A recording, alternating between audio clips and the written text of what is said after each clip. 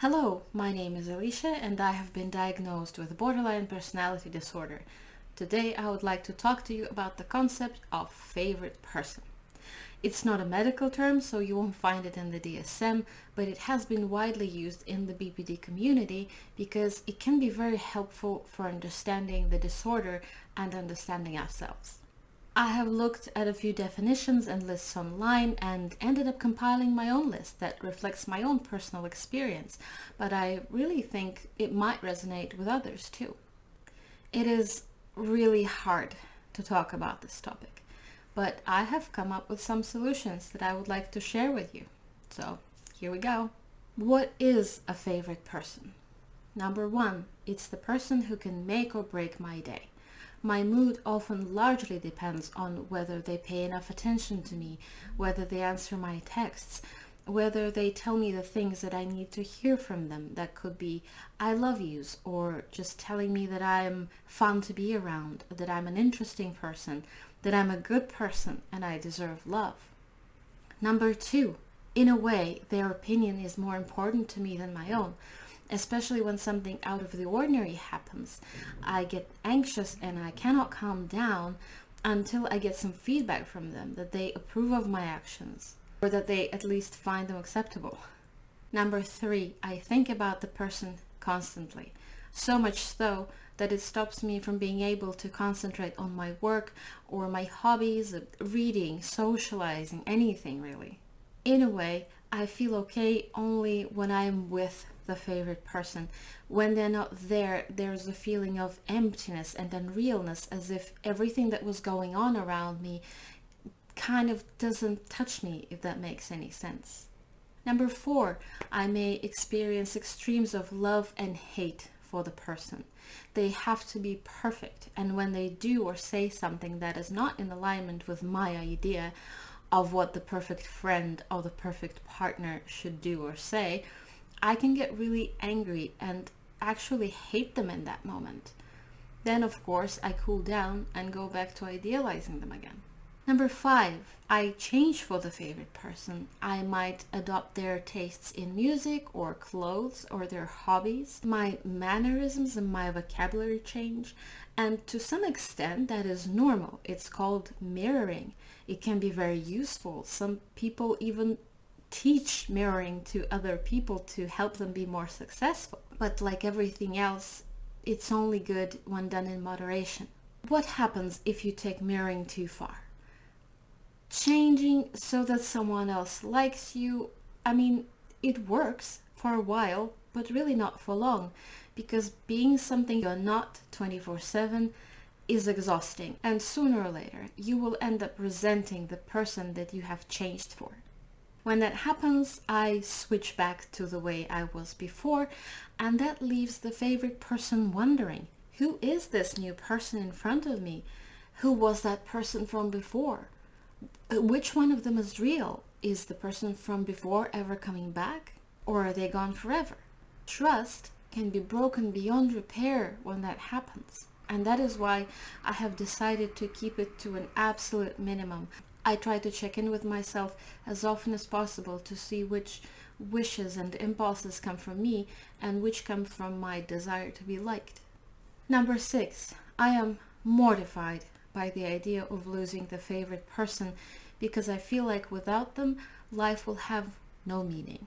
I believe that with good reason actually, because at times when I don't have a favorite person, I often get depressed. I lose all motivation and hope for the future. Number seven, having a favorite person may prompt me to get into a romantic relationship that I should never have gotten into. I'll explain. When the favorite person has romantic feelings for me and I don't, it really is a recipe for disaster. We should have been just friends, but I end up initiating a romantic relationship myself because I so desperately want to secure that bond between myself and the favorite person. And you can imagine how well that turns out. And finally, number eight, my feelings for the favorite person are very fragile. Sooner rather than later, they do or say something wrong and it flips this disenchantment switch in my head and poof, the feelings are gone. And once that happens, I don't care anymore. at all. I am ridiculously good at moving on. So try and imagine how confusing and hurtful that is for the person in question. They used to be the center of my whole universe, and now suddenly it's like they don't even exist. Being someone's favorite person is probably exhausting and quite scary, but when they lose it, they might feel confused, betrayed, and even start missing, that larger than life love feeling that they used to receive. Thing is, I used to really believe that that was love. Like, real actual love, like in the movies, it has to hurt a little, right? It must feel fresh and unsure and passionate even when the partners have been together for years. But really, what is love? There are so many different definitions of it by philosophers and writers and great intellectuals. I'm not going to pretend like I know what real love is. I think I don't, and I never have. I have never seen a healthy long-term relationship growing up, but I have seen plenty of times how it shouldn't be. And unfortunately, treating someone as your favorite person is horrible. It is often confusing and painful and detrimental to the favorite person's dreams and beliefs. It can lead to devastating disappointment for them. So, what do? The phenomena of the favorite person is very complex. It stems from many different symptoms of borderline personality disorder, so the solution to it is bound to be complex too. Here's some of my ideas, and brace yourselves because you're not gonna like it. Number 1, self-love. Yes, giving yourself what you desperately crave, fulfilling some of your own needs. But where does one even begin? I have been working in the hospitality business for a couple of years, and turns out I'm quite good at making people feel welcome and taking care of them. So I could potentially be good at taking care of myself as well.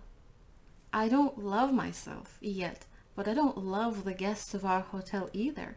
And yet something I do seems to be working. So I have adopted a fake it till you make it kind of attitude. I don't love myself, but I try to treat myself as if I was my guest. I ask myself, how are you feeling right now? Are you cold? Do you need to put on some socks? Would you like some tea? Are you hungry? What are you going to do for fun today? This is not just anecdotal. There are various types of self-care that I have learned in the dialectical behavior therapy program, and I will definitely make more videos about it. I would actually like to go through all of the exercises in my DBT book here, but let's say for now I'm just trying to treat myself with care even when I don't feel like it. It's always good for your mental health to get enough sleep, enough exercise, enough food, but there is a deeper level to self-care too. The child within you that has been hurt and that needs healing. When you take care of yourself, you show that child that she is not unwanted, that she's not ignored, that she matters. And that's all she really needs from you. Number 2, learn to tolerate emotional discomfort. As therapists put it sometimes, sit with your feelings every once in a while. If you're feeling anxious or sad or angry, don't run from them and try to alleviate them as soon as possible.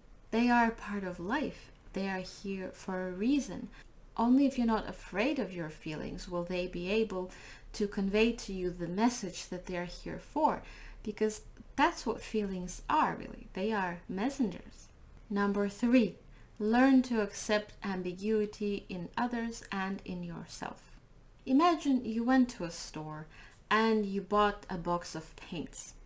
They're bound to be colors that you love and that you will be using all the time, but there'll also be colors that you don't like that much and that you wouldn't like to use. People are like that too. Every person is a mix of things. The good inevitably comes with the bad, and the trick is to know whether the combination that this particular person has is okay with you. Because, nobody is perfect. But ask yourself one question: why do you need someone to be perfect? Could it be because you hope someone will save you and you have suffered so much and have been so hurt that you feel it would take a real hero to save you, a Marvel level kind of hero. And heroes are perfect, right? However painful and hard this might sound, we all need to stop looking for a savior and start looking for a box of paints. How do you decide whether this particular box of paints is a keeper? Okay, well, what are your values? This is something they do in DBT. They tell you to write down your values on a piece of paper and keep it in your therapy box as one of the most useful tools in there. For example, some of my values are equality, honesty, courage, trust, and kindness. So, what about my relationship? Is how this person treating me in alignment with my values? Is how I am treating them in alignment with my values? Those are very important questions to ask. And it can be a very useful exercise when you need to make a change or make some kind of decision. Number 4, reflect a lot. Another good question to ask yourself, for example, what need does having a favorite person fulfill for you? We all know it's bad to have one, but there must be something positive and something useful about it for you as well, or you wouldn't have been repeating the same pattern for years and years, right? Is there something else that you are afraid to think about, so you busy your mind with thoughts of the favorite person all day, every day? Is there an emptiness in your life and a lack of purpose that you compensate for? What if the current favorite person stops being a favorite person? Would they still have value to you? If you don't give them your undivided attention and passion all day long, will you still be bringing something to the table? Here's another question. Was there someone in your childhood who perhaps taught you that this was the only way to fulfill their needs? Do you yourself have needs that are being satisfied by this obsession? And if so, are there other ways to satisfy those needs? Question everything, because you are also a box of paints. Your inner child is a box of paints. But you can learn to accept them as they are.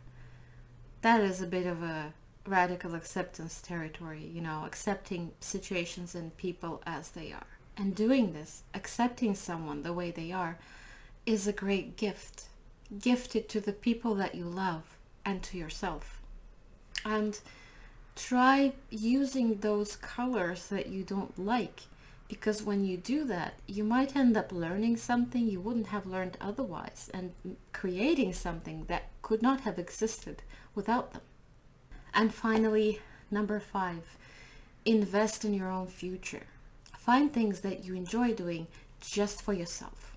Think about what you're good at and practice and learn new skills. If you need to be alone to do this, like me, because with your favorite person around you are too concentrated on them to do your thing, then try to find some time or some space for yourself. Maybe even being in another room and just asking them to not disturb you while you're doing your thing could help. It could be sport, or learning to play a musical instrument, learning a language, painting, talking to your friends, helping someone, going for a walk. It could be anything. If you have something that you enjoy doing, something that is important to you, cherish it and carry it with you throughout the years. That way, you will always have something, whether someone is in your life or not. Plus, if you're persistent, sooner or later you will get good at it, and that will make you impressive and more interesting to people, and at the end of the day, will always want to be liked, right? It might help you to feel more confident and maybe even to some extent to have a stronger sense of self. Okay, this is it for today. I really hope this helps. I'll talk to you, or rather at you, again soon. Bye.